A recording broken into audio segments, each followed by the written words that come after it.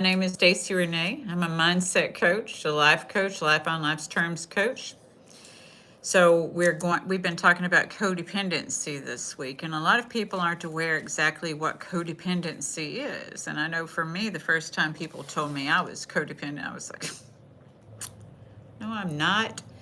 So now we're looking at it deep and deeper. If you know me and you're subscribed to this channel, then you know that what we do on a weekly basis is we pick a topic and we just keep diving in deeper to that topic throughout the week, to where Sunday we end up with story time.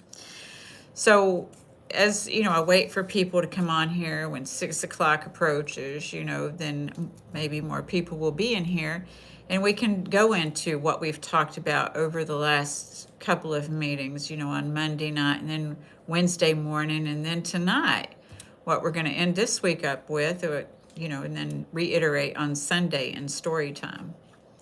So tonight we're talking about responsibility and freedom. Hey JR, how are you doing today? Happy Friday to you.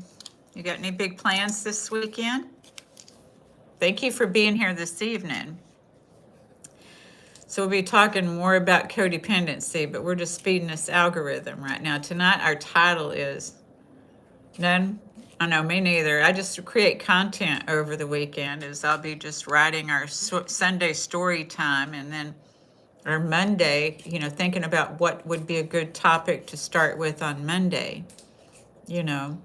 So if you think of anything you'd like me to talk about next week, to dive deep into, let me know. So I hope that this has been helpful for you, the codependency topic. A lot of people are just unaware of what is codependency. So it wasn't even coined until in the 1970s, and like I said, Betty Ford Hazelden Clinic mandated it because it's part of one of the underlying things with addiction. So last week, yes, let's learn. So last week we talked about addiction and the many different kinds of addictions that there are, not just one single addiction. So tonight we're going to be talking about the responsibility and freedom, that I can love you without carrying you. A lot of times in codependency, we're carrying all the weight. Sometimes we end up in one-sided relationships, right? I think we've talked about that, about how we end up in one-sided relationships. So this, we're going back to self-trust and healthy responsibility. Hi, Winby. How are you? So we're talking about self-trust and healthy responsibilities this evening, because the opposite of codependency isn't becoming cold, selfish, or uncaring. That's not what we're going to do. That doesn't mean what it is. But a lot of people, when we talk about setting boundaries and, thinking about yourself, then a lot of people, run with that. We tend to think in extremities, about either too far this way or too far this way.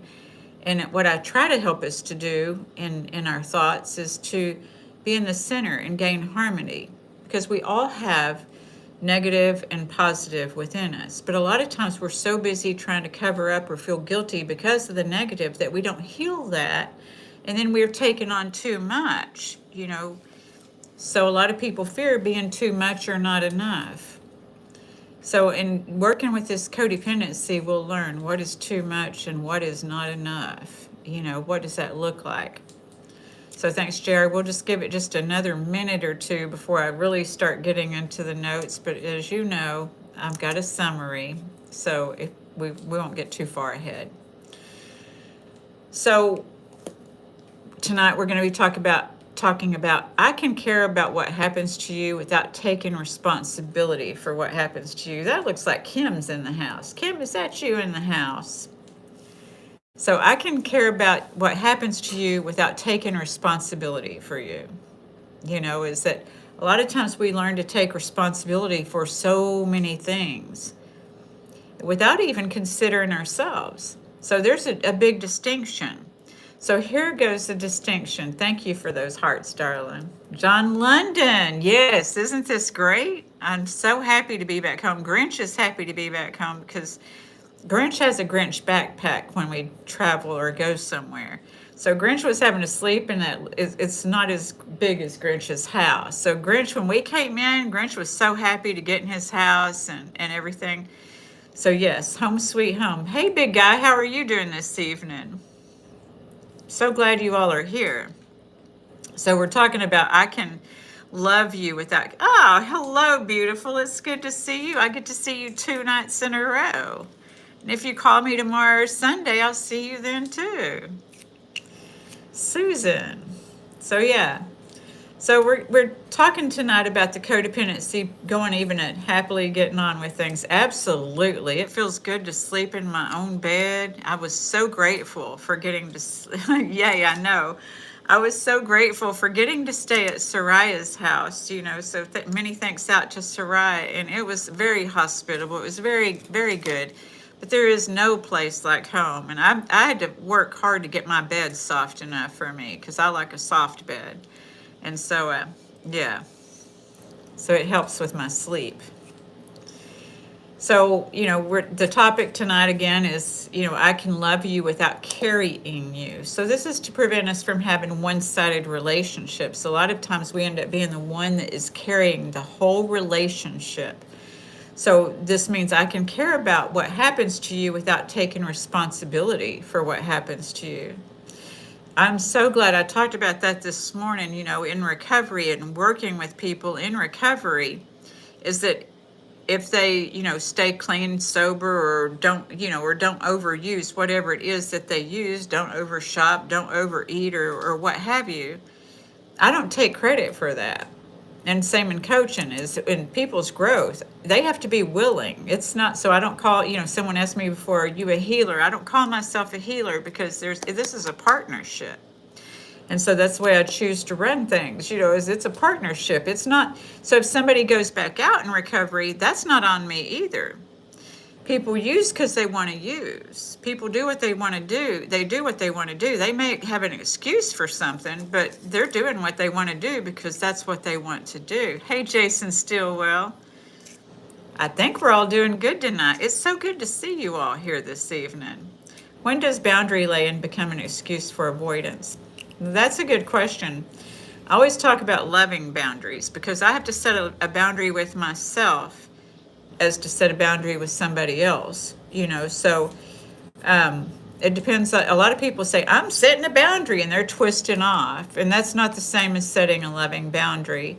That's punishing somebody. So boundaries are not punishing, and they're not meant for avoidance. However, boundaries are meant so that you're not manipulated by your own mind and not manipulated by someone else's mind, because not everybody has our best intentions at heart. So we don't go all Pollyanna here and think, oh, we're wrong about everything, because you're not wrong about everything. And you're not right about everything. See, this is the thing, is we're not wrong or right about everything. So thank you for asking that question, because yes, boundaries are very important. Loving boundaries. Loving boundaries mean that when I say I'm going to do something, I do it. I have a commitment. I hold my commitments. That's a boundary I keep with myself. Is somebody may ask me to do something that's fine, but I'll have to say, I can't. I have a commitment. So I have that boundary with myself. And when we have a boundary with ourselves, we feel more comfortable setting a boundary with someone else, because I'm not trying to take other people's feelings on. And that's what we're talking about tonight, is that boundary, if it's a loving boundary. It's not a boundary where we're just like, because I've seen people say, I set a boundary, meaning that they went off on somebody. That's not a boundary. That's not a boundary. That's twisting off on somebody. And that could be avoidance. So it would just depend on the case. Omar Hara. What about unhealthy jealousy toward a partner's ex-friend? Ooh, that's a tough one, isn't it? So, that's where we're talking about self-trust once again. Just trust. Trust is the issue, right? When there's a jealousy issue, the trust is the issue. And you really can't control anybody with these ex-partners, ex-friends, and things like this. So are you trying to control with it? Is there a fear in that jealousy, and understanding what's underneath that? And is it the first time? See, because healing requires this. I had a jealousy problem, so I totally get it. I can have compassion for you. Because Adam Windows, you're welcome to stay here, but you're not welcome to talk crazy, okay? We're nice up in here. This is a great group of people and a very supportive group of people.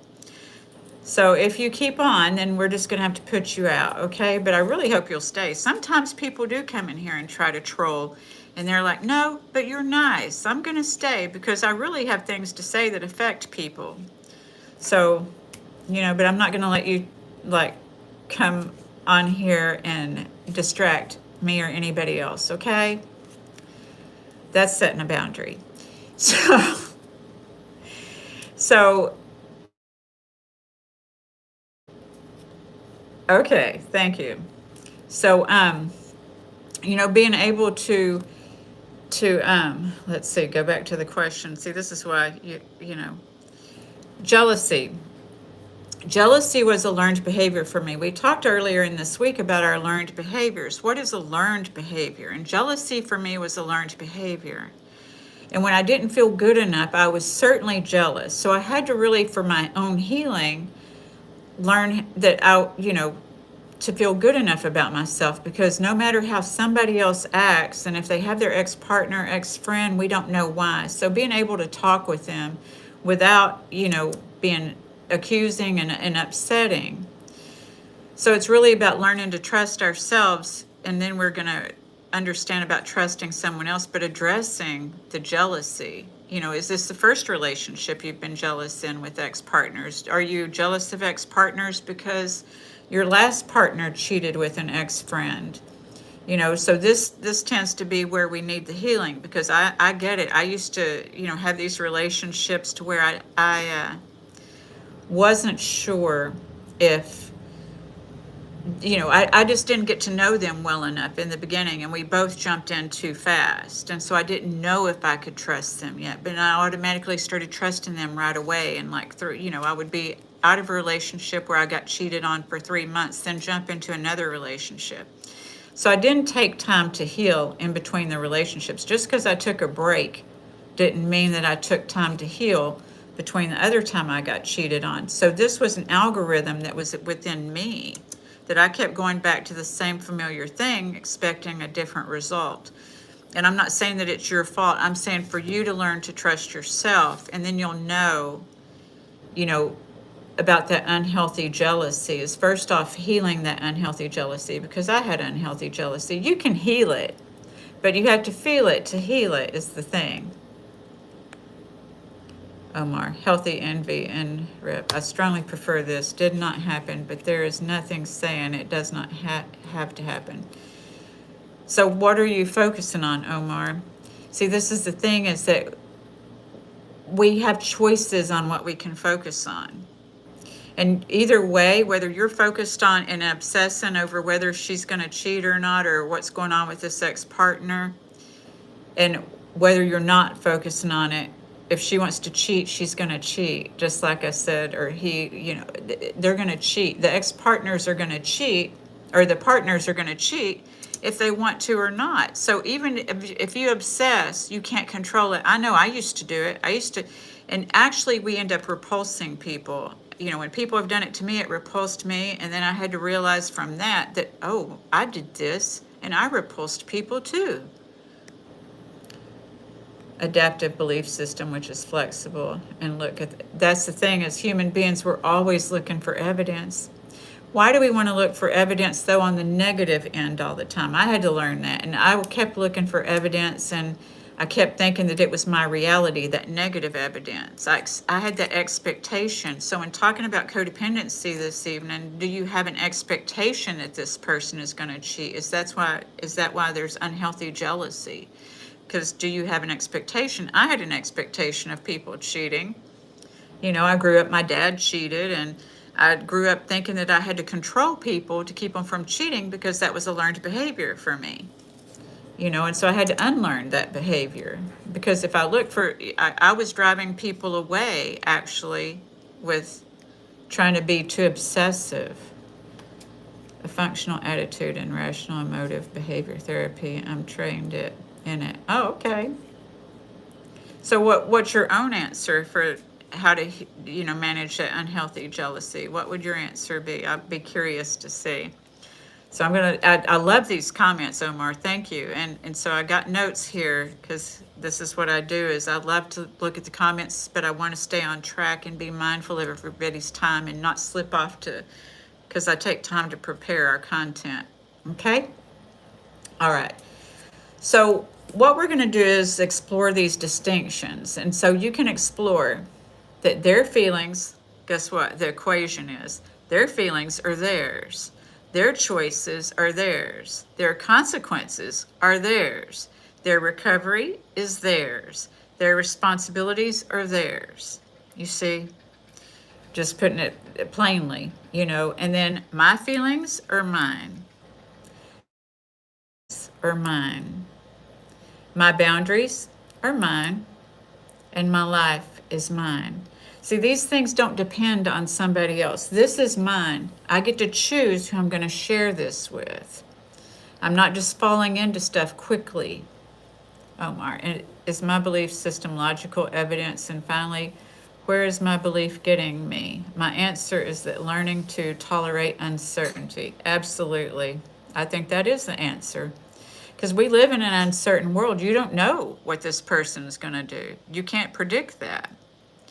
You just can't. And a lot of people, when they're when working with people, a lot of times they say, I'm very intuitive. But no, there's a difference between, and they are intuitive. I'm not denying that they're intuitive, but are they using their expectations to drive? Because expectations oftentimes are linked with our ego. It's part of that protective system, is how we're trying to anticipate and strategize due to these hoping for the best, but expecting the worst, And so that's not in alignment. That's not in harmony. So, being in alignment and harmony with ourselves and being able to explore our own feelings and live in that uncertainty. Because it's okay to want and to have goals and dreams and visions. It's not okay to be, like so rigid in them.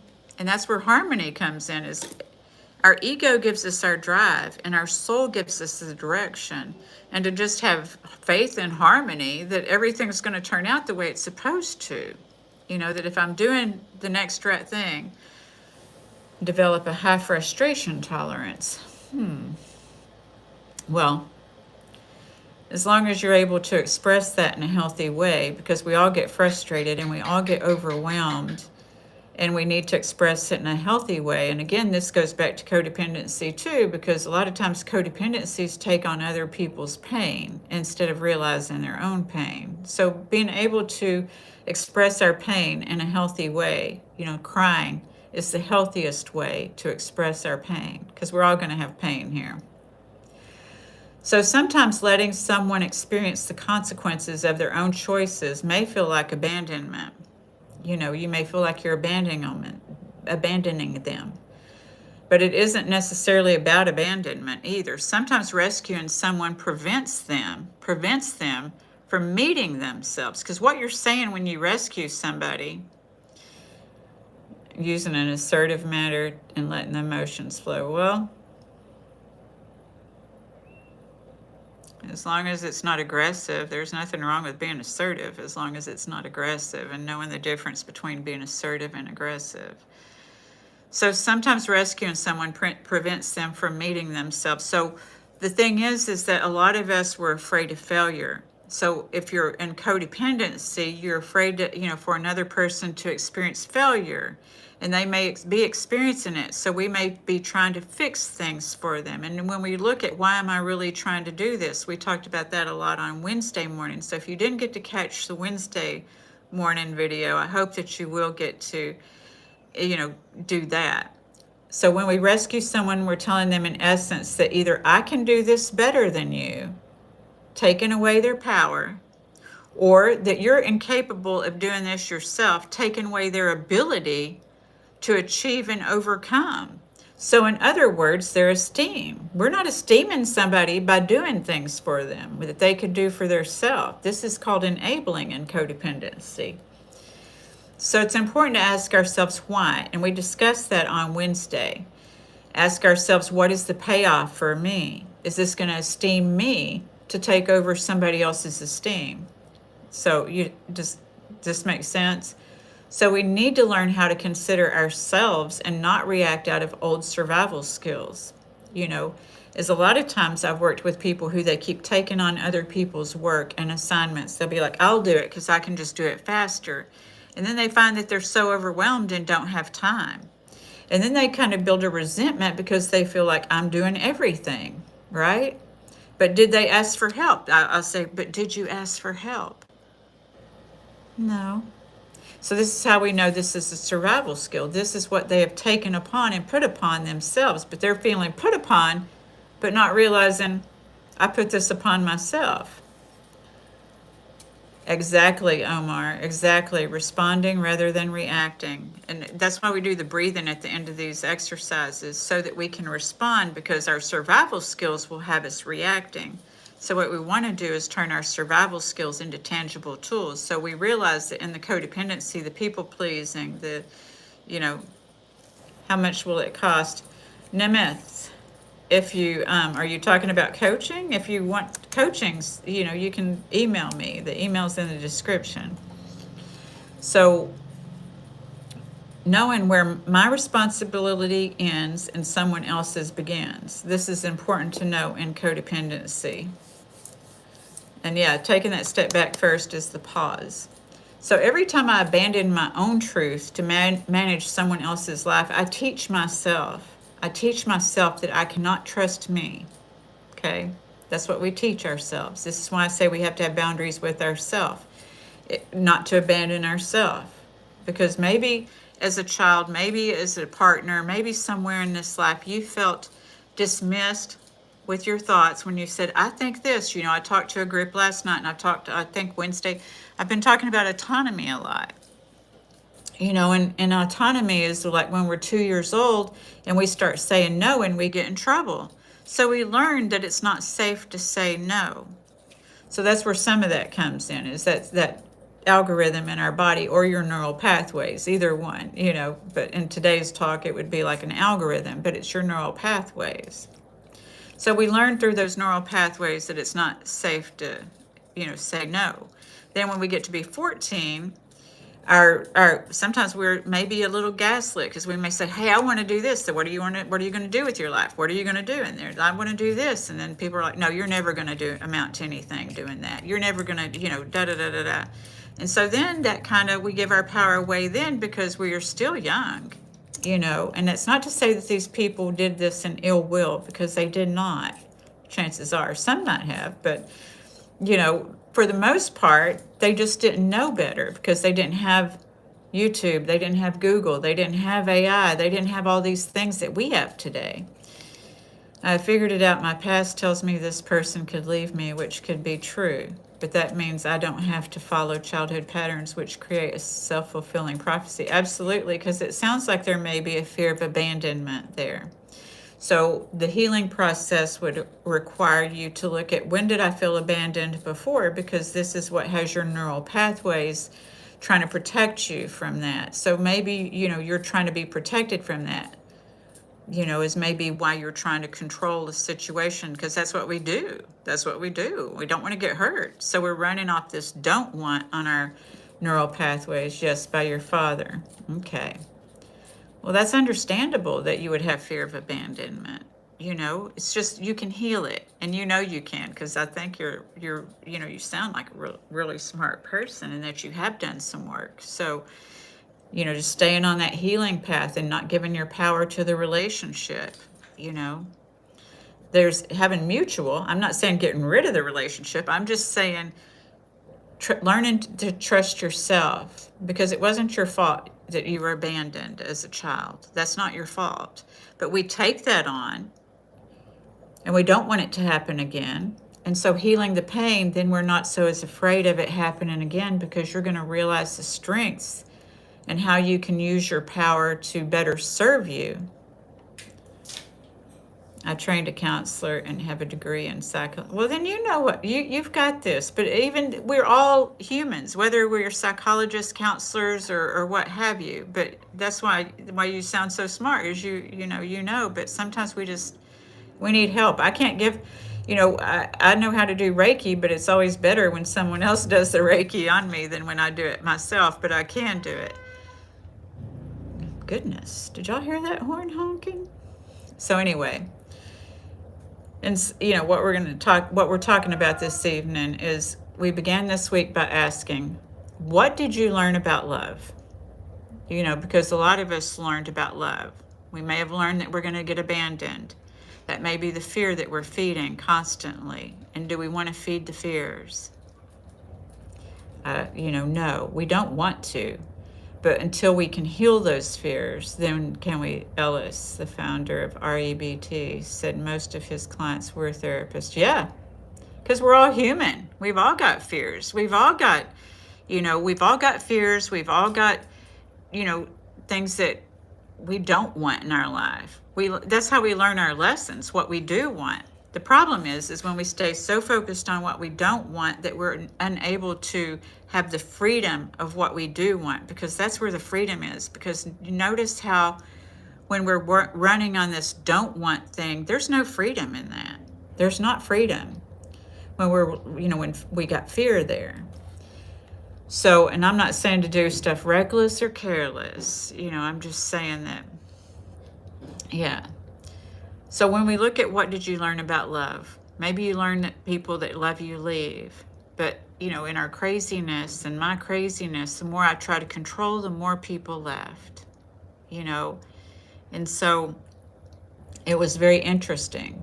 Once I had to learn through my own, through the therapist and the counseling that I had, coaching.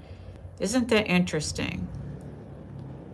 Oh, you're very welcome, Clown Intelligent. Thank you for being here. If you all haven't subscribed to this channel yet and you like this content, please hit that subscribe button and smash the like too, if you will.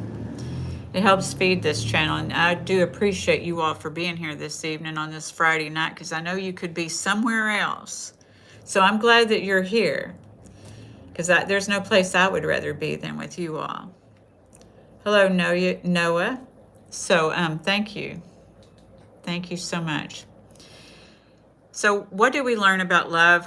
Because what we learned became part of the perception of the world, and often our perception of ourselves. So maybe we think the world's not safe. Maybe we think that the world's not real.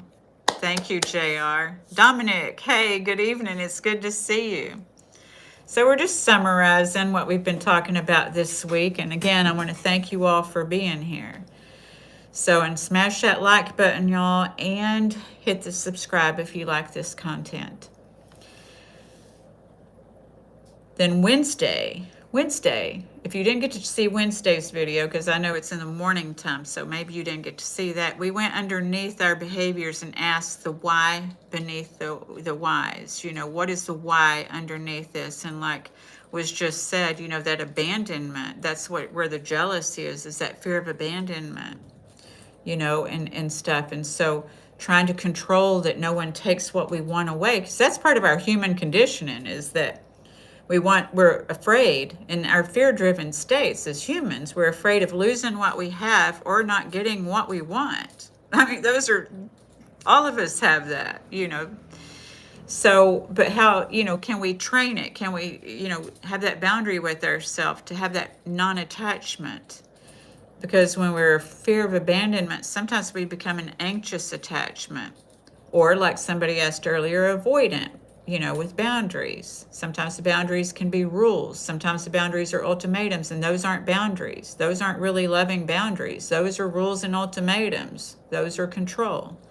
So boundaries are to regulate me and another person so that I'm in alignment with myself, because in codependency, sometimes we don't even know what we want because we've twisted ourselves into pretzels to hold on to who or what we think we want. Dominic, getting what we want though, isn't that being a little selfish? Well, I don't think so. I mean, as long as we're not hurting anybody, and it's for the highest good of all people. See, that's what I've learned about what I want. There's nothing wrong with me wanting things. There's nothing wrong with you wanting to have experiences, wanting things. In fact, the problem is when we think that it's not good, then we are afraid of wanting, and yet we're still left wanting. We still want that relationship. We still want this. We still want that. And when we don't feel worthy, because we're all worthy of getting what we want if it's in alignment with us. You see, if we're second guessing ourselves and all of this, we may not get it because we're talking ourselves out of it. At the same time, we're saying, I want this, we're talking ourselves out of it. And this is why I'm talking about harmony and alignment. It's not to go woo-woo, but to say that we can't hope for the best, but expect the worst, and expect that that's not, a lot of people think that that's rationale, but why do we want to expect the worst? So the codependency, the things that I learned in working on my codependency over 20 years ago. Hey, beautiful mom, I'm glad that you're here. Is I needed to get okay with saying what I wanted and needed and desired, rather than just following people around blindlessly, being blindly in love, following people around. And that's how I lost myself, was that I didn't know what I wanted. I didn't know who I was because I kept just doing what everybody else wanted me to do. And I thought that that was my match. But I had to learn that I had to know myself, my autonomy, that my authenticity. I had to learn myself so that I could then match somebody else, so that then we have a match, rather than me trying to change myself to fit in somebody else's agenda. Omar, wonderfulizing, someone putting them on a pedestal. I'm anxious in my partner's avoidance, so it's negating the relationship and discussing things. I had to learn, Omar, what am I afraid of? Because I was like this too. And in coaching, she kept asking me, what are you afraid of? Because those fears kept me from being authentic. Those fears kept me from being real. But I was so grateful to have a coach and a counselor to talk about it through. Because when I didn't know what I wanted, I couldn't talk to somebody about what our relationship would be without me knowing what I wanted. So I had to get comfortable talking about, well, this is what I want. This is what, I like in a relationship. And if I was afraid to tell somebody those things, then that's insecurity. And I was insecure for a real long time, and I kept trying to manipulate relationships, anticipate and strategize and this kind of thing, and be everything that they wanted me to. And I lost myself. And then I didn't believe other people, and I didn't believe myself either. So I had to learn that self-trust. That's why I teach self-trust.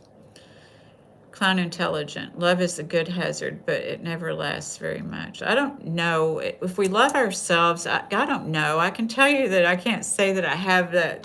I don't have a 30, 40, 50-year marriage of love or anything like that, but I have learned to love myself through loving other people. But it was unfortunately the heartbreak, because I had to keep picking myself up and realizing what my values are. I had to know what my values are, because when the pain gets great enough, values and trust and communication are so important in a relationship. And so I can't be afraid to tell someone what I value and to trust myself. And then, to communicate this, because no one's going to know. See, when I worked on my expectations and codependency, was I had these things that I wanted, those Disneyland, those Disney World, Disney romances and stuff. But I was too embarrassed to own those things. One time I was at somewhere and somebody called me a romantic, and I'm like, no, I'm not, but maybe I am. But I was embarrassed to be called that, you see, because that seemed like it would be vulnerable. And I had brought pride to myself on not being that way, so I couldn't get hurt, right? Because romantic seems vulnerable. So I had to learn who I was so that I could let somebody get to know me. Because I was manipulating. Even though I was people pleasing, even though I was becoming a doormat, I was manipulating because I was just trying to hold on to that love. So I had to learn, what are you afraid of, Stacy? And being able to communicate my wants, my needs, my desires. And then if they leave, they leave. They weren't my match, you see. But I had to learn what I wanted, because a lot of times I didn't know what I wanted until I sat down with a coach and started thinking about, what do I value? And learning how to communicate it. I had to get my notebook out here and my pen and paper, and because I would communicate kind of twisted sometimes. It'd be twisted. And she'd say, Stacy, how could you have said that differently? And I'd be like, there was a different way to say it? And then she'd say, well, maybe you could have said this. And so I'd be like, oh, that's good. So I would write it down. I didn't wake up like this. I had some twisted dialogue. I had some manipulation. Yeah. But I don't think love is, love can hurt. Love can hurt. There's a song by Incubus. Y'all know that song, Love Hurts, but sometimes it's a good hurt. It makes you feel alive, but to know what we want, because when we get to know our own intentions and motivations, then we can trust ourselves, because then we're going to feel free enough to tell somebody else, what we're wanting in a relationship. I'm not going to tell somebody I'm going to have a casual relationship if I'm not going to have a casual relationship and hope that they're going to pick me. That's not what we're going to do, because I'm physically attracted to somebody, you see. So it's being able to know what are my values, what am I afraid of, and I don't have to expect somebody else. I used to have expectations. In these expectations, I expected somebody else to heal me, somebody to be my knight in shining armor, to come up and just save me. Like I said, those Disney films, that's not happening. That wasn't my experience, because I kept going towards what was familiar to me. And I didn't heal until the pain got great enough, until I kept doing the same thing, picking the same kind of character, the ones, the broody ones, the emotionally unavailable ones, those. And that was like my dad. So they say we'll pick relationships, and that's what I was used to. So sometimes we don't consciously do that, but that's what we're attracted to, because that's what we're used to. And so I had to heal to change that. It wasn't just like I could just pick somebody else, because my esteem and my self-worth wasn't like that back then. So my esteem and self-worth, those fears that affected my esteem and self-worth, the feelings of not being good enough, the fear of them not being good enough, those things kept me in relationships where I got to continue to experience that feeling of not feeling good enough. So I had to heal the feeling of not feeling good enough so that I would have a different feeling, because I'm going to attract like, you see? So going into this, am I helping or am I avoiding? Talking about avoidance, Dominic. Sad, though, that we live in a negative world and we're getting sucked and drawn into it, though. There is a lot of negativity, but I'm not getting sucked and drawn into it. No. I'm home alone a lot, Dominic. But I enjoy my company. I enjoy your company, sitting behind this computer with you all. And I do believe we have to believe it to achieve it. And I do believe that there's something for me. It's not right here in this area, as far as romance or far as this kind of thing that I think of. It may come in this winter. Who knows? I'll never say never. But it's not my high priority right now. My high priority is just, I love myself, so I don't want to go out of this house unless it's worth my time. And I do go out of the house when it's worth my time. I see people, I have friends, but I don't go out looking for anything. I used to have to go out looking for trouble. Anyway, Omar, I'm afraid of being on my own. It's about finding the right person rather than jumping into the first. Absolutely, Omar, you're exactly right.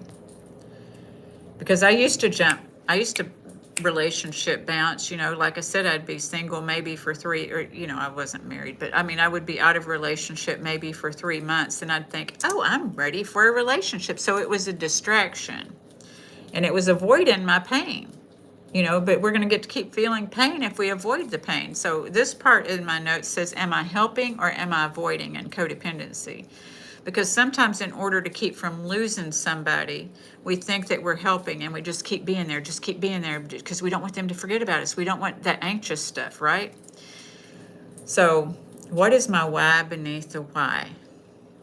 Am I actually helping because I have something to give, or am I trying to prevent something from happening? Right? Am I trying to prevent somebody from leaving me?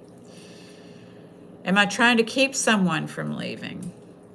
Am I trying to keep them happy so I can feel safe? Because we're looking at the payoff. What is the payoff? I oftentimes ask my clients, what's the payoff here? My coach asks me, what's the payoff? So think about this as far as what's the payoff? Am I trying to fix their problem because I don't want to feel helpless? Am I focused on their why because I don't want to look at mine? And now we arrive today at what's actually mine to carry. What is mine to carry? Because a lot of times we've been avoiding our own self, our own issues, trying to get focused on everyone else. I had to learn in my own codependency what's my business, what's God's business, and what's somebody else's business. Because I kept getting in other people's businesses, trying to fix other people from my intellectual healing, because I had just intellectually healed. A lot of us have intellectual healing. We know, and that's our adult selves. We know, that's our soul. Our soul knows, but then there's the inner child, sometimes that wounded part of ourselves, or the one that was wounded. You know, maybe you're not a child when you were wounded. Maybe it was partnership later on in life. But it's that wounded part of us that needs healing, because sometimes in that inner child pain, we have this emotional immaturity that has us wanting to act out, that wants us to be grabbing, trying to hold on, digging our nails in, you know, or either pushing people away, the anxious and the avoidant, right? So, because understanding ourselves isn't enough if we continue doing the same thing. You know, I told you all that when I was going to coaching, she'd say, Stacy, what do you want? Because I had to address, Omar, I had to address what was I afraid of? And then what do I want? Because what I want is on the other side of healing my fears. So once I can heal my fears, I can go in the direction of what I want. But if otherwise than that, I'm going to be hoping for the best but expecting the worst and be in this limbo. You know, so at some point we have to make a choice, a different choice, because the same thing's going to keep happening. So this is where, you know, what I want to make clear, the opposite of codependency is not caring. It isn't not caring, because we still can care. It's not becoming cold, and it's not becoming selfish. You can still want things for yourself and not be selfish. I had to stop on that and let you think about that a minute. You can want things for yourself and not be selfish. I enjoy seeing people get what they want. I really do. Don't you? So why would I not give myself that? All of my ingredients from Freedom Fighters. Okay, well, thank you, Mr. Adrisi. Dominic, I care about everybody else and worry except myself. I used to do that too, Dominic. I did. And I was a doormat. People would tell me, Stacy, quit being a doormat. You know, the people who told me I was codependent, and I wanted to blow them off because I didn't know what codependency meant. So in working on my codependency, it took a couple of years for me to get it. But what I learned was that I had these expectations. And expectations meant that I had a script for somebody, but they didn't get it. They didn't get the script because I wanted them to do certain things. I wanted them to say certain things. But guess what? I didn't know how to communicate. So that was my script. And if I couldn't communicate what I wanted to them, there's no way that they could do it. A lot of people cop on this and say, they should know. No, hell no, they should not know. They should not know unless you've said it, because you're not a baby. And I had to grow up. You know, I had to grow up and start learning how to use my big girl words, and then be okay if they left. Because that's alignment. Learning to trust myself.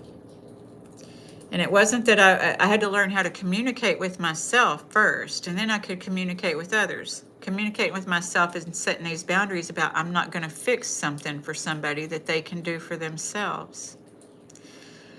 Learning to communicate that, you know, because maybe sometimes we learn some twisted communication. I know I did. You know, I had to learn when I went to therapy, and she told me one time, she's like, coaching, she said, because I said I would repeat back to her when I had fights or problems with people, and I I'd say, well, all I did was say this. And she'd say, don't you hear how that comes across, Stacy? Because the tones, how many of us get upset because of somebody's tone?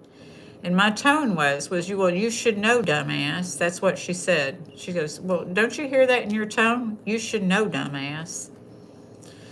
So I had that in my tone because, I had heard things like this. And it's important to care about yourself too, Dominic, because you're worthy. You have to realize your worth. And then you won't accept breadcrumbs. You won't accept these kind of things. Because those people are just to teach us a lesson. It isn't that you deserved it. It's that we get to learn our lessons from those. And I'm not saying that, but for me, that's what it took, is I had to learn my lesson from them. And now they're a catalyst for my growth. I don't need to keep making those same choices.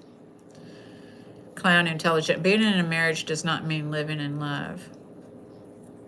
I can see that, clown intelligent.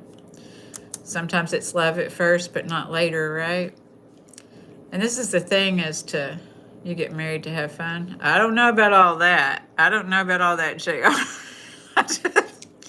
I've been married and I had fun and I didn't have fun. But I think that we can have fun and not have fun without being married also. It just depends. Some people, that's their goal. But do we look at the why underneath the why? Do we think that marriage is going to make us feel secure? I know I used to think marriage would make me feel secure. And this is why it doesn't mean that you're living in love.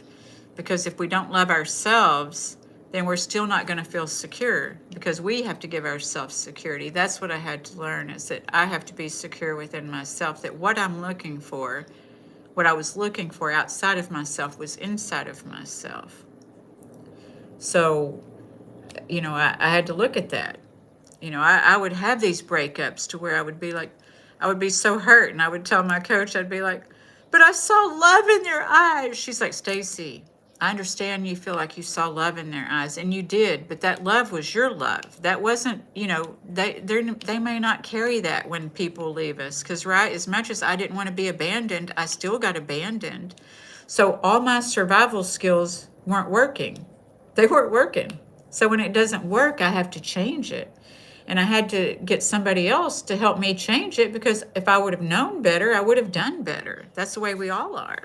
Is that if we would have known better, we would have done better. Me and my ex split. It was like she had a demon. She was perimenopause. I know some people really do have a problem with the perimenopause, and it can make us seem like demons sometimes. It's no fun for the receiver or the person who has it.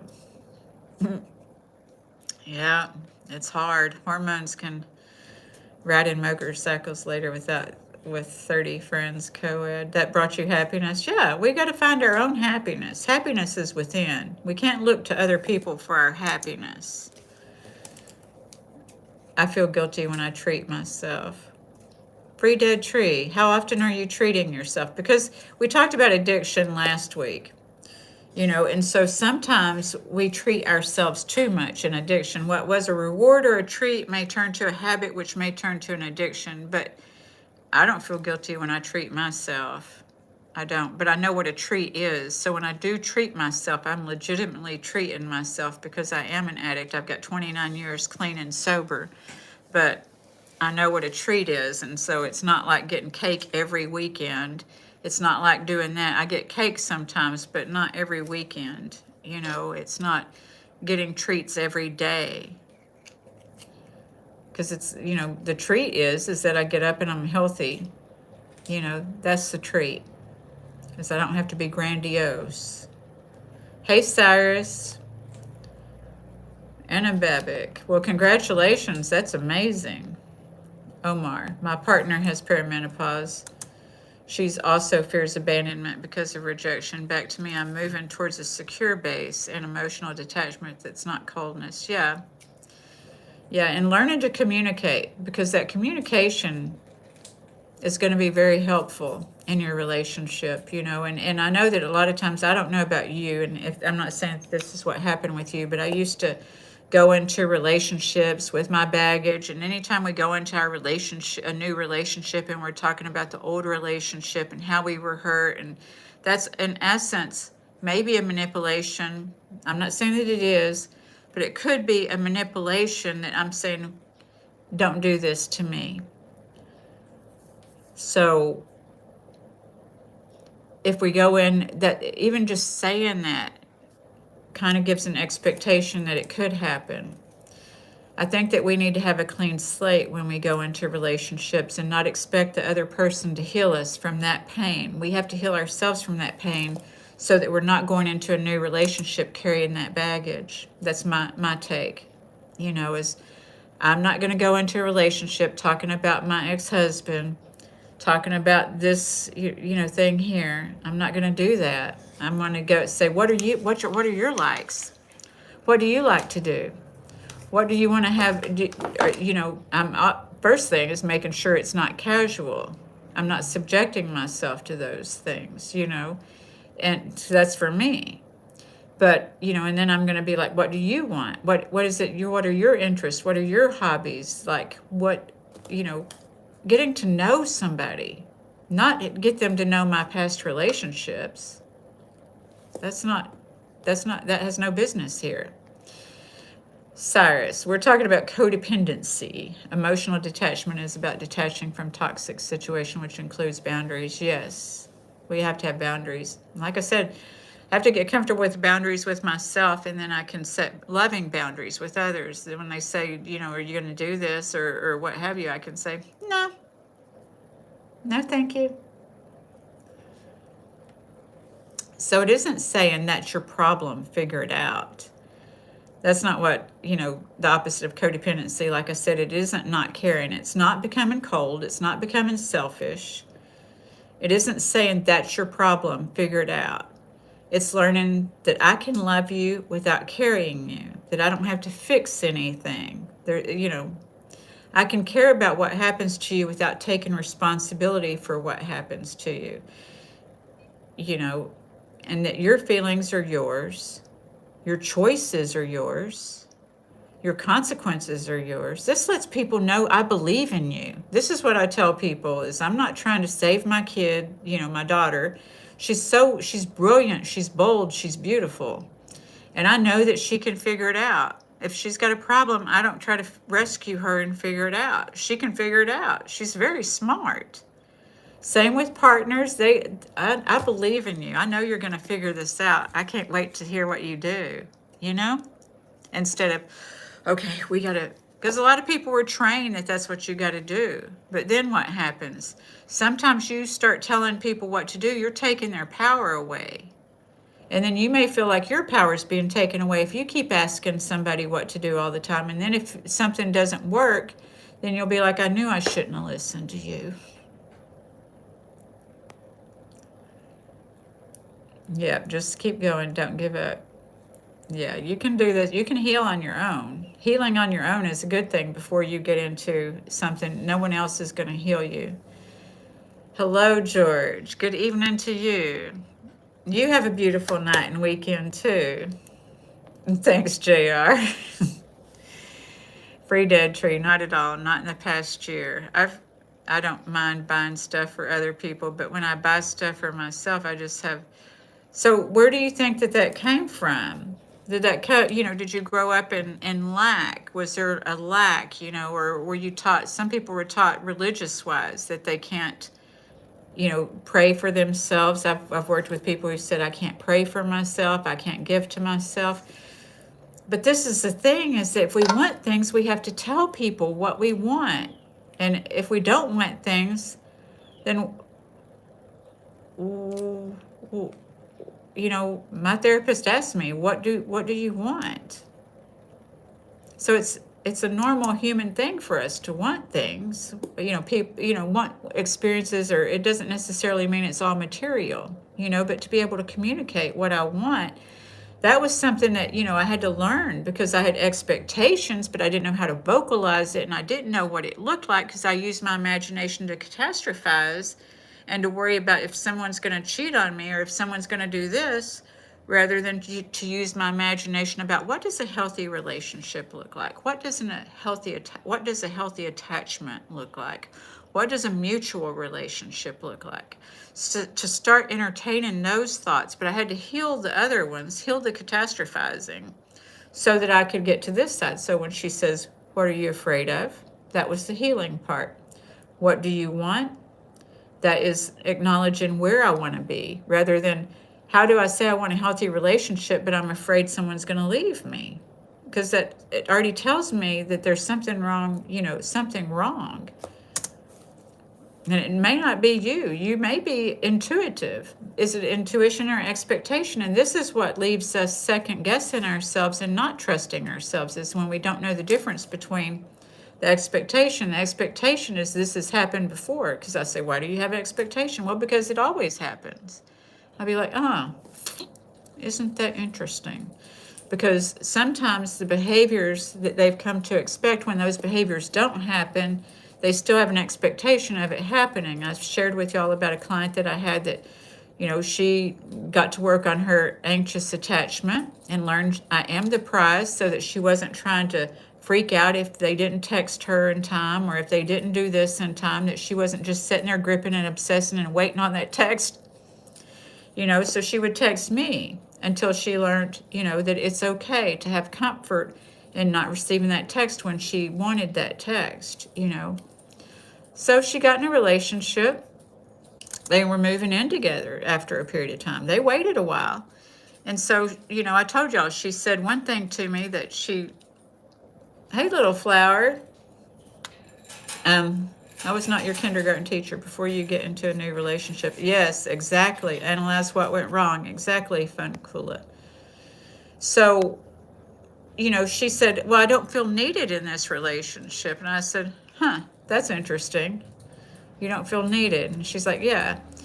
And then we later went on, and then she said that, she said something flippant to the person. And then she said, and then he looked at me funny, and she said, she said, I wasn't joking, but I told him that I was. I said, well, why did you? She said, because that's what always happens. I said, well, isn't that interesting that you said that you're used to feeling needed in relationships, and that usually you're used, and that this person isn't needing you.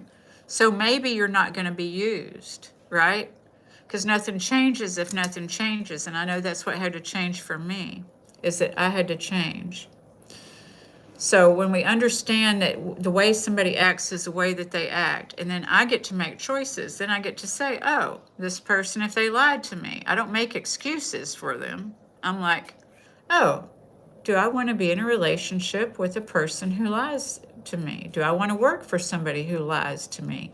Do I want to do, and then it's not about judgment, it's about discernment, is that sometimes people just lie. I've seen people lie, when it's just, I don't know why they're lying. They really didn't, but it's like, I get to ask myself, do I want to be in a relationship with someone who I'm afraid is going to cheat on me? Do I want this? What I want is important. I'm not going to make excuses for somebody. I'm also not going to accuse people, because I've healed from that. I'm not going to accuse people of trying to do things. So I can care about what happens to you without taking responsibility for what happens to you. Your feelings are yours, your choices are yours, your consequences are yours, your recovery is yours, your responsibilities are yours. I'm not going to keep nagging somebody saying, did you do this, did you do that, da da da da. And my feelings are mine, My choices are mine. My boundaries are mine, and my consequences are mine. This keeps the blame game out of here, y'all. Because a lot of us grew up learning how to blame. A lot of us grew up learning how to take fault for things. Feeling guilty. So, I've talked about earned guilt and unearned guilt. And that some of that comes with dysregulation. And what that means is that when you were a child and you were playing innocently, or you were an adult and you didn't expect to get in trouble, you were doing something that really didn't warrant any trouble, but somebody had a bad day and you got in trouble, this tends to make us to where we may say, well, I'm walking on eggshells, or I don't want to rock the boat, because we don't have an expectation of getting in trouble, but we got in trouble. So this is unearned guilt. So then we're trying to make sure that we're not getting in trouble with another adult, and that's not healthy.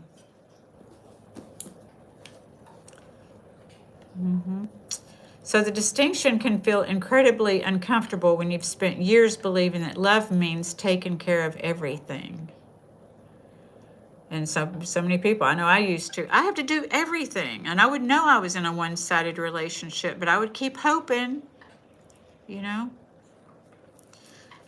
Sometimes allowing someone to experience the consequences of their own choices feels like abandonment. You may be thinking, I'm abandoning them. But no, you can still love them and encourage them and support them. A lot of people didn't even ever know how to get real support. They thought that support meant discipline, somebody yelling at you to do things the right way. That's not support. So we may have accepted relationships in our older age where somebody yells at us to do things the right way. Not me. I've been in those relationships, but I had to heal from those. You know, that's not what I wanted. And so I deserve to have what I want, and that's going to be someone who's going to be able to communicate with me. So I had to learn to communicate so I could get someone to communicate with me. Because if I don't know how to communicate, this is what I mean about the script. If I don't know how to communicate, how can I expect somebody to communicate with me? Why do they, you know, I have to do all the work. Well, you know. So am I actually abandoning them, or am I finally allowing them to meet themselves, to show themselves, I can do this. I had a client last night in a meeting, and they had always relied on their husband. She had always relied on her husband. I work with both of them, and she had always relied on her husband to do some of these things for her, you know. And so they had gone on a trip, and she had her suitcase. Usually he had to get the suitcase closed because she packed a lot. But he offered to close the suitcase for her, and she goes, no, I've got this, because he has started letting her do more things herself. But at first her learned behavior was that I can't do this. I can't do this. But she's breaking out of that learned behavior of I can't do this to where she's like, I can do this. And that allows her to have her own self-esteem, and he's like, okay, because he knew she could, and he got her to do a few things herself, some little things, like she'd be like, can you call this person to do this? And she'd be like, no, I think you can call. And she wouldn't be happy about it, but she did it. And then she got to feel better about it, you see, because he quit taking her power away. And they're becoming more healthy. They're learning to communicate. So, because when I rescue someone, I may be unintentionally communicating, I can do this better than you. How do you think that's going to make them feel? Or, you aren't capable of doing this yourself. This is the messages they could be getting. And either way, something important can be taken away from them, and that's their power. Are you going to take their power away? So this is how we're manipulating to make sure that we are inexpendable, that they can't get rid of us, that they can't abandon us. So when we know our whys beneath our whys, why are we overperforming? Why are we doing this? Then we can start being like, we can rest easy then and start working on how to find our freedom and let somebody else be free too, without manipulation and without fear that they're going to run away, right? So the opportunity to discover that they can handle something, they get the opportunity to discover they can handle something, their opportunity to overcome something, their opportunity to develop their own self-esteem. And we need to look at ourselves here too. What is the payoff for me? J.R. Love is overrated sometimes. Well, it's just, talking about, okay, I'm trying to catch up. Okay. Kim. Well, I didn't have to put anybody out. They've been nice. Thank you for being here. I told a woman what I want. She became my ex-girlfriend. Well, that happens sometimes, but at least you were up front with her rather than leading her along. Ray, all this for a relationship, stay single. She can, okay, y'all. Always learn to love yourself. Absolutely, because we can't give from an empty cup. It's kind of like when you're on the plane and you have to put the oxygen mask on yourself first, and then you can start helping somebody else, or you can start, but Always. We have to love. How can we receive, if we don't acknowledge it within ourselves, it's going to be hard to receive it. This is the problem. Appreciation, love. A lot of times in these codependent relationships, people will be like, I never feel appreciated. And it's like, well, you are appreciated. The thing is I was appreciated. People told me thank you. They said, oh, you do this so well, and da da da da da. But it couldn't penetrate my psyche because I didn't feel it. I didn't know what that felt like. So this is why I say we have to uncover our fears so that we can be what do I want? And then we're open to receive it. You see, how can we be open to receive something if we don't know what we want? How can we receive it? So, street legal, yes. Hey, Jen, it's good to see you. I just love all y'all saying hello to everybody. I'm just reading through here to see. It's horrible, me too. It's on us to attract the right person. Absolutely. The best group on YouTube. Hey, y'all. Exactly. Hey, geez, Jaded Wasteds. It's good to see you tonight, darling.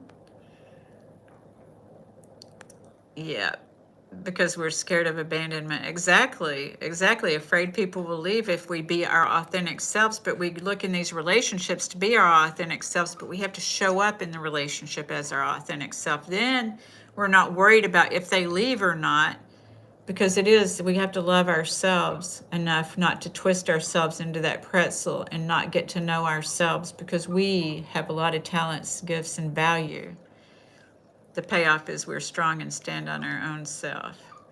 Yes, Mike Soul. My married coworker wants to meet me in the parking garage. No, you don't go for that. Thanks, Street Legal. All right. So, let me find my spot. Thanks, Chris.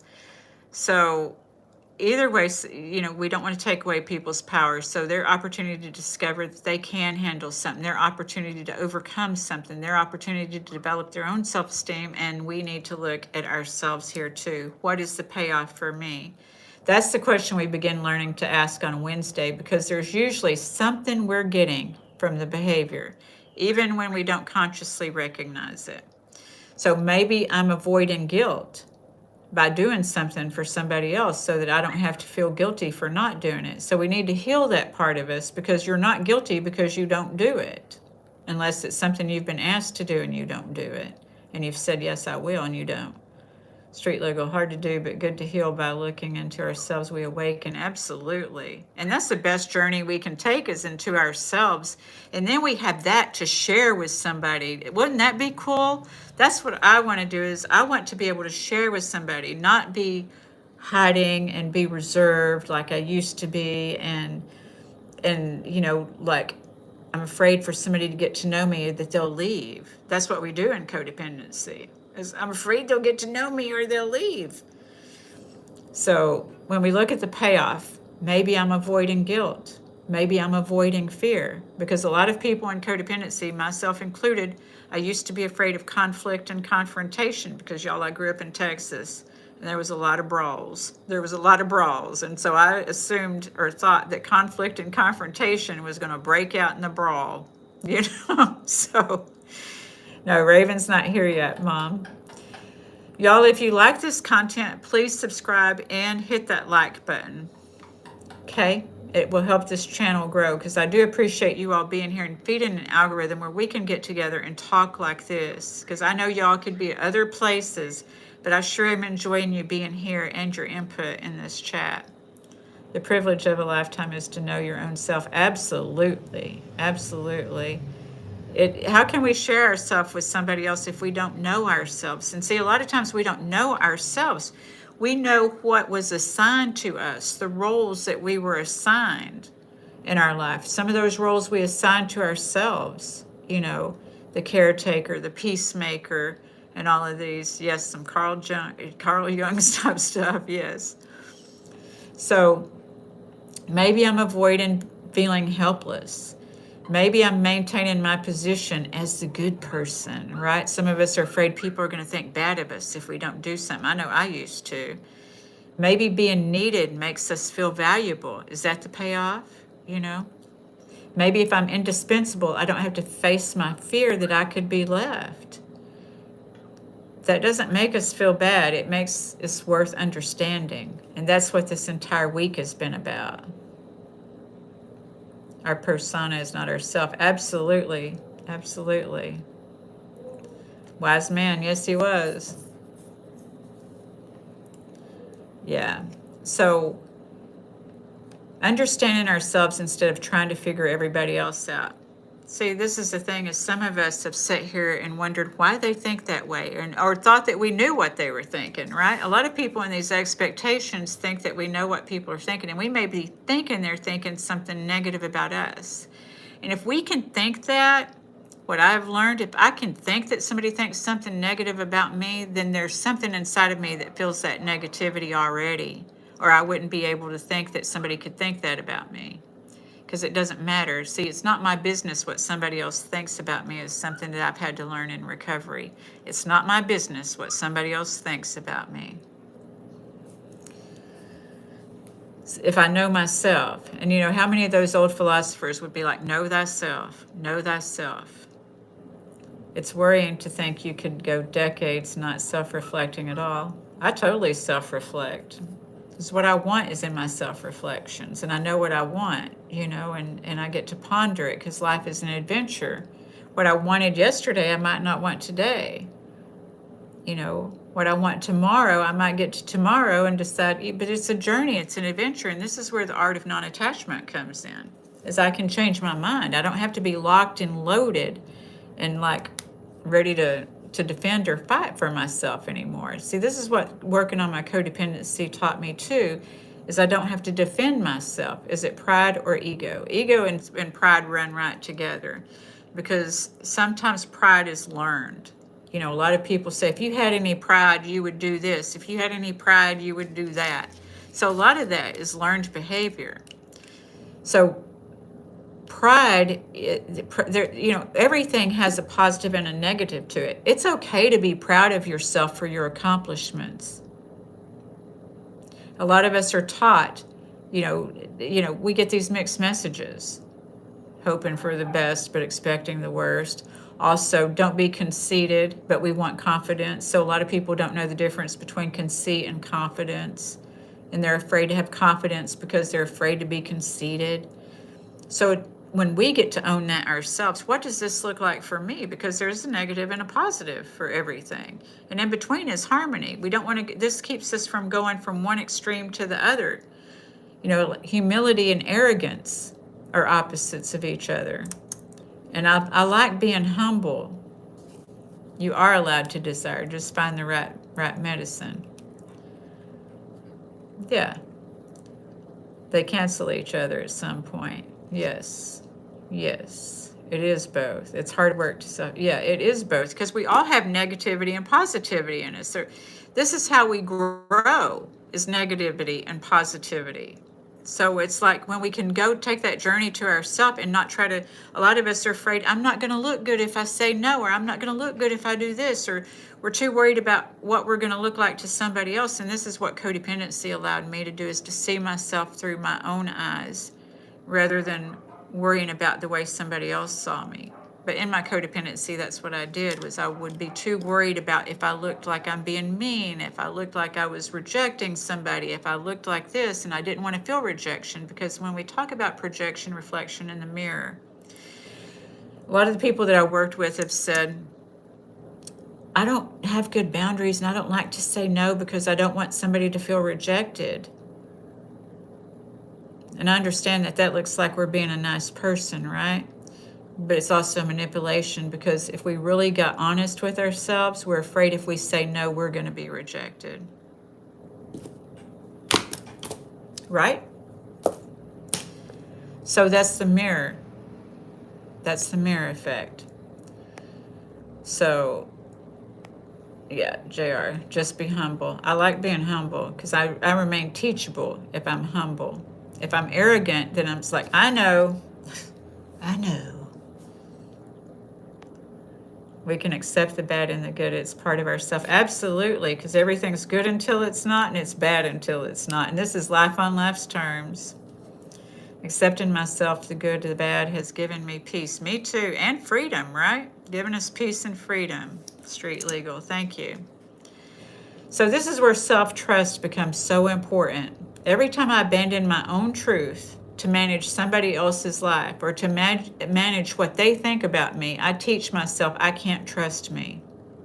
You see? And when I don't trust myself, I may begin projecting that mistrust onto everyone else. Like I've worked with people who are very nice, very nice. But when someone gives them a compliment or tells them something, they think they're giving them a backhanded compliment and they can't accept it. I know when I used to get compliments, I used to want to cry because I just didn't know how to feel a compliment, right? So it's healing that part so I can get a compliment and be like, oh, thank you, and just feel good about it. Not have too much pride about it, but feel good about it. You know what I mean? So when I don't trust myself, I may begin projecting that mistrust onto everyone else, thinking, well, they don't really mean that, or, these things. Like I said, that if we think someone's thinking something bad about us, there's some part in ourselves that can conceive that. And we're trying to get in somebody else's mind, and we don't know that they're thinking that, but why is it in our mind, right? That's the projection too. Are compliments really genuine though? Yes, they are. Yes, they are, Amy. I know I get genuine compliments. I don't doubt at all that when I get a compliment that they're really complimenting me. I don't think that, yeah. I'm not suspicious. Working on my codependency helped me a great deal not to be suspicious. Right, JR, self-worth. As I used to be suspicious, I grew up suspicious. Like I said, we were stalking my dad when I was a little girl, and all of this, so I was always suspicious. I expected suspicious, because you know yourself. Exactly. I've gotten to know myself. I've gotten to look at my whys. And that's what looking at my whys, WHY''S makes me wise, WISE, because I have the wisdom to know the difference. I do have positive and I do have negative in me, just like we all do. But I know the difference, and somewhere in between is harmony, between all of that, because I have overcome a lot of things. You have too. We all have, because we're human beings and we're going to have experiences. And some of them aren't going to be so pleasant, but some of them are going to be great.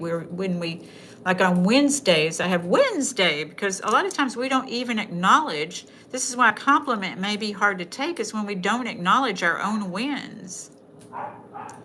And why don't we?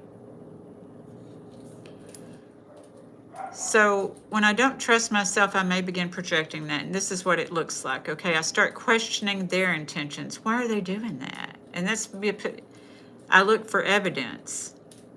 What kind of evidence are you looking for? That they're going to do something, throw it off? I anticipate what they're going to do. I try to prevent the next disappointment, controlling. I call it intuition. I call it being careful, and I may call it being nice, and I may call it love, but sometimes it's simply an old survival skill, still trying to keep us from experiencing a pain that we've already experienced. So when we heal that pain, we quit looking for that pain to come up again when we heal it.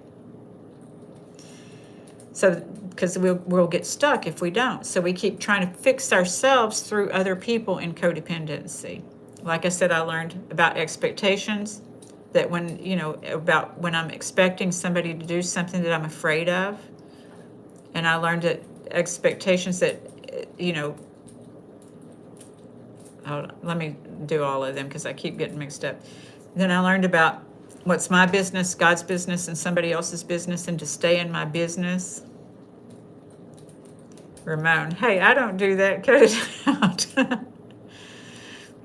Again, after the fact, you reflect. Yes. Yeah, then we reflect. So what are we looking for? What do I want? What am I looking for? So we keep trying to fix ourselves through other people, is what we do in codependency. That's what I did when I was in my codependency.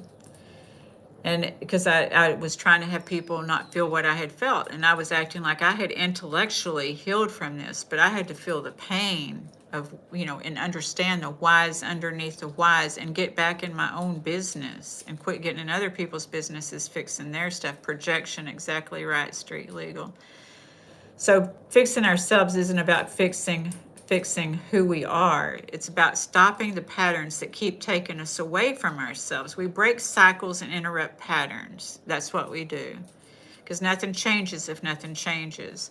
So sometimes the most loving thing I can do for another person is to stop doing for them what they need to learn to do for themselves. Not because I don't care. These are our grown kids. These are our parents. These are our co-workers. These are our partners. These are our friends. Because I do care. So it doesn't mean that I don't care anymore. It means that it's the most loving thing I can do for myself to stop proving my love, proving my worth by abandoning myself. That's the most loving thing I can do for myself. So the 3 questions I want to ask you to bring us into the conclusion is, what am I carrying that was never mine to carry? Am I carrying unearned guilt? Am I carrying expectations? Stretching exercises is a form of exercise, our brain and body. Absolutely, mister. It really helped me when I got clean and sober to do karate, because I learned how to use both sides of my body, which helped use both sides of my brain, because when we move our body, our brain is more stimulated. I know that the breathing exercise that we do, that's the reason I do that, is because I learned in karate, once again, that to do the breathing, because it gave me more stamina. And I talk about, as a mindset coach, building mental muscles and emotional stamina, because a lot of the things that we fear are in those emotions. I don't want to feel this way, So we have to fix the neural pathway that tells us that when we see something, or that we're looking for these things that are going to cause us pain, we have to fix that neural pathway to where we're not looking for the things that cause us pain. And the only way to do that is to feel it, to heal it. Thank you, Street Legal. The breathing exercises are the key, JR, because we get regulated. Then we can feel safe. Because if you ever notice when you get scared, and this is another thing with the martial arts, is when people get scared, they usually go, and they even go backwards. What the martial arts taught me was to breathe and to move. What is going on?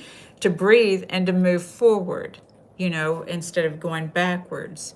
So it's doing something different, right? And so in our mind and emotions, we do the same thing, as we have to do something different. We have to breathe and move forward, because the only way to what we want, is through it. And sometimes we got to feel that pain to get through it, but it won't kill us. You are very welcome, Street Legal. I hope that you subscribe, because I'll be back on here Sunday morning at 9 a.m. Central Standard Time for story time.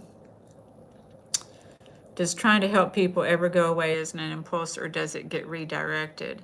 You have to work on the healing of the why. Why are you trying to help people? Are you trying to help the same people over and over? Because, I help people, but I know my intention and my motivation. I make sure that I have can I afford it? Can I afford it mentally, emotionally, physically, financially, and spiritually? And if I can't afford it in any of those ways, I may have to set a boundary with myself or somebody else. Thank you so much, Street Legal. I'm so glad that you did that. Thank you, Amy. I'm glad you subscribed too. Thank y'all so much. I appreciate that. And I look forward to seeing y'all Sunday. We're not done yet, though, so don't go away yet if you can keep from it. A master in the right guidance and training. Yes, thank you. Yes. Yes. So here's the 3 questions, then we'll do our breathing. The breathing gives us regulation. That means that our respiratory system, our cardiovascular system, and our digestive system all get some comfort. We get to feel safe. And it gives our cells regeneration, is what it does. So, Jason, yes, I'm carrying a lot of unearned guilt, because I was always made to apologize when I was a kid. I almost always think I've done something wrong, and I have spent so much time.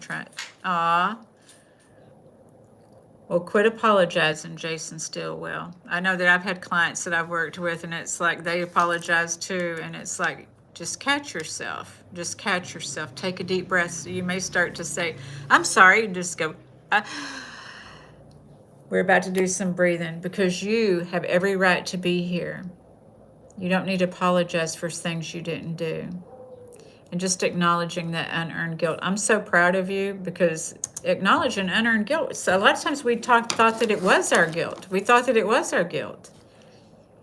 And it wasn't. JR, time will help you heal. Time. Yes, you keep coming back in here, Jason. I'm so glad that you're here. You go to church every Sunday? Okay. Well, you can catch the replay. It's at 9 Central Standard Time. I don't know what time you go, but if you can catch the replay. And then I'm back on Monday night. Jason is a beautiful man. Beautiful soul. And then I'll be back on here Monday night at 6 p.m. So I hope you can come Monday night, maybe Street Legal, mister, to be able to calm something down. Yes. Yes, Central. Yes, Central Street Legal. So, asking, why am I carrying what was never mine to carry? Not what someone should be doing, not what someone isn't doing. What am I carrying? You know, because I had to learn, I've told you all about that shoulding. I had to learn not to should on myself or anyone else. They shouldn't know, that no shoulding. 2, what do I believe will happen if I put it down? If I quit carrying it, if I put it down, will they be angry? Will they leave? Will they fail? Will they think I don't care? Will I feel guilty? What am I actually afraid of? You're in St. Louis? Okay, so are you in Eastern Standard or are you in Central? No should statements. Absolutely, Street Legal. No should statements. Jen, like I've said before, lots of good people here. There sure are, Jen. I agree. Y'all throw some hearts up for yourselves up in here. Y'all are amazing. What am I actually afraid of? 3. There we go. Thank you. Central. Yes.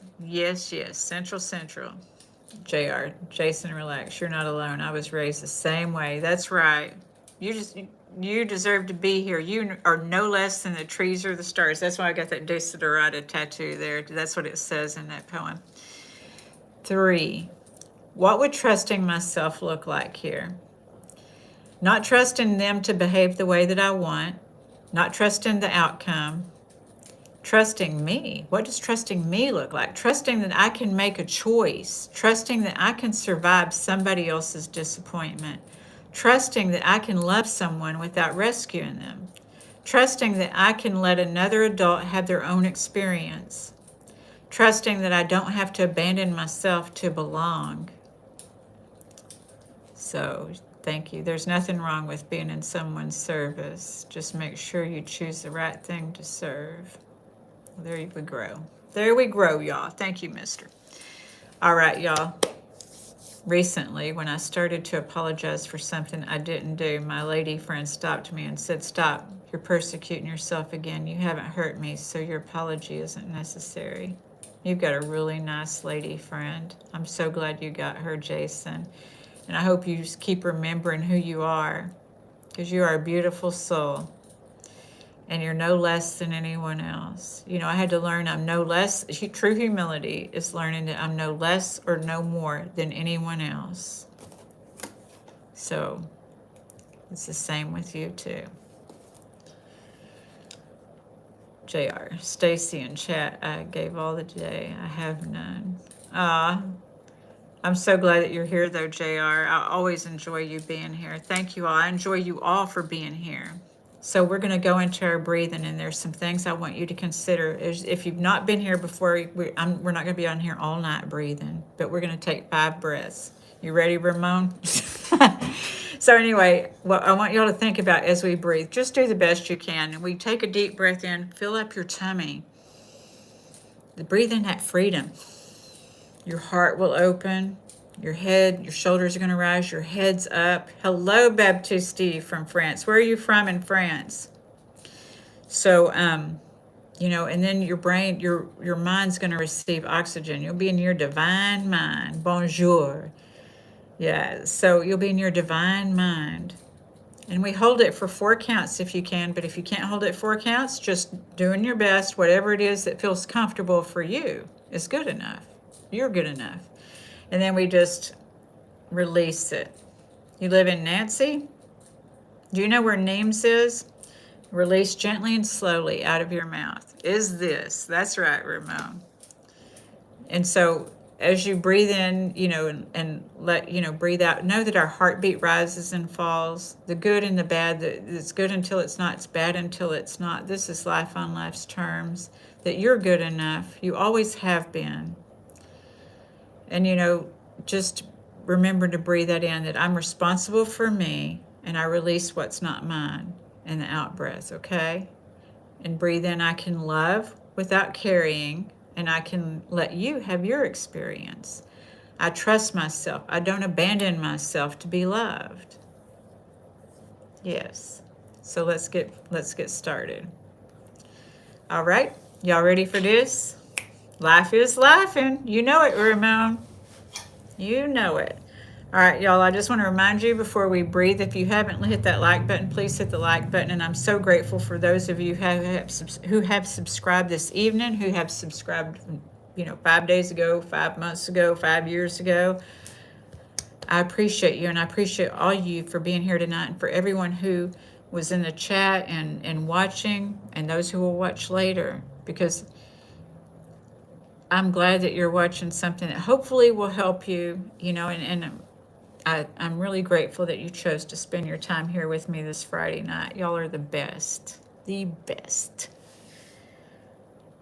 Where's Kim at? Where's she at, Ramon? Kim, it's time to breathe, darling. Baptiste. It's at the total east of France. First time on this live. What channel is this? Channel is about, I'm a mindset coach and life coach.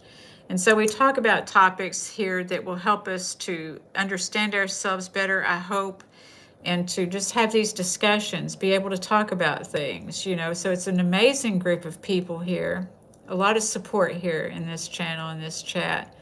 And so I hope that you'll consider subscribing and staying here, Baptiste. I'll be back on here Sunday morning at 9 a.m. Central Standard Time. I do a story time because a lot of the things, I pick a topic during the week.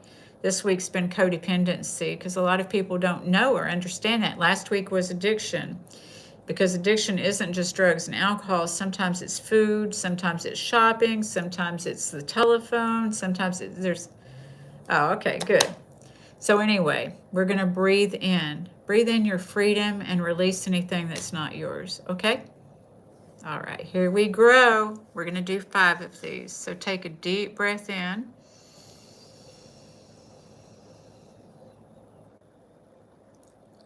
Hold it. And release gently and slowly out of your mouth.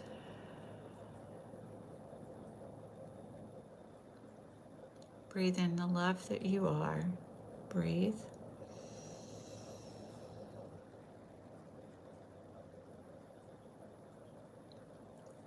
Hold it.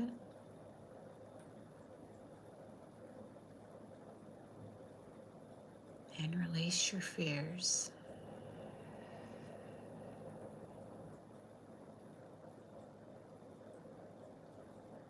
We're just going to breathe.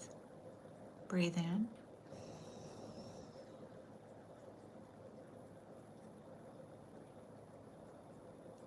Hold it.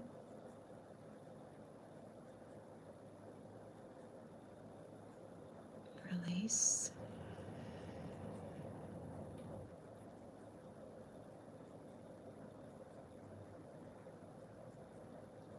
Just 2 more. Breathe in.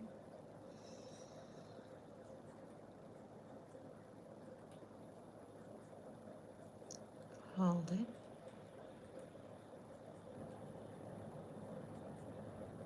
Release.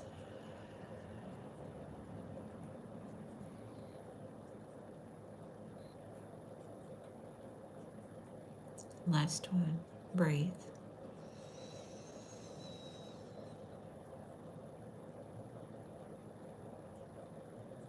Hold.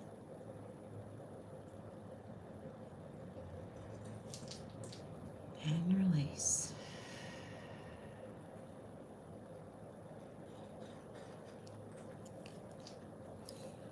All right. Did y'all hear sounds you hadn't heard in a while, that you hadn't noticed in a while? Did you feel your heartbeat? Mister. She's excited? Good. Did she get to breathe with us, Ramon? Mister, if you can control your breathing, then you're certainly in control. I like it. Yes. Yes, we feel safe and protected and divinely directed. Colin, if you want spiritual peace in life, heaven and the hereafter. Okay, well, we don't talk about religion on here, but thank you. Oh, okay. I do the exercises. This was very relaxing. You are very welcome. Thank you. Breathing is very helpful for us. It's regulating and regenerating. Our brain loves it, divine mind, and our cells love it too. Okay. You snorted. Jason, you are very welcome, darling. I'm so glad you were here once again, and I look forward. I hope I get to see you Sunday morning. And y'all, if you can't be here Sunday morning, I understand. Hopefully, I see y'all Monday night at 6 p.m. Did Grinchy come? Grinchy, you gonna tell people good night? Come here. Woot woot. All right. I will act like I'm unwrapping this cough drop, and Grinchy will come because Grinchy thinks it's candy. So tell everybody good night, Grinch. Tell everybody good night. Grinchy! Grinchy! All right, y'all. Y'all have an amazing evening and a wonderful weekend, and I hope to see you Sunday. And I sure do love y'all. Thank you so much for being here. Thank you, Kim, for moderating. Did you have to put anybody out, darling? We love you. Did you have to put anybody out? I don't think so. It's been a great group tonight. Bye, Jen. You have a wonderful weekend. I'm so glad you could make it. Just two? Okay. Well, good. Thank you. Thank you very much for doing that. JR. Good night, JR. Grinch is like, what are you doing? Yeah. Mr. Thank you so much for subbing, Mr. Amy. Bye. Bye, y'all. It was so good to meet you. Y'all have a good night, okay? Good night, Ramon. I'll see y'all later. See you Sunday. Yes, JR. We'll stay safe. I'll be in the house the rest of the night. Bye, Baptist. Good night.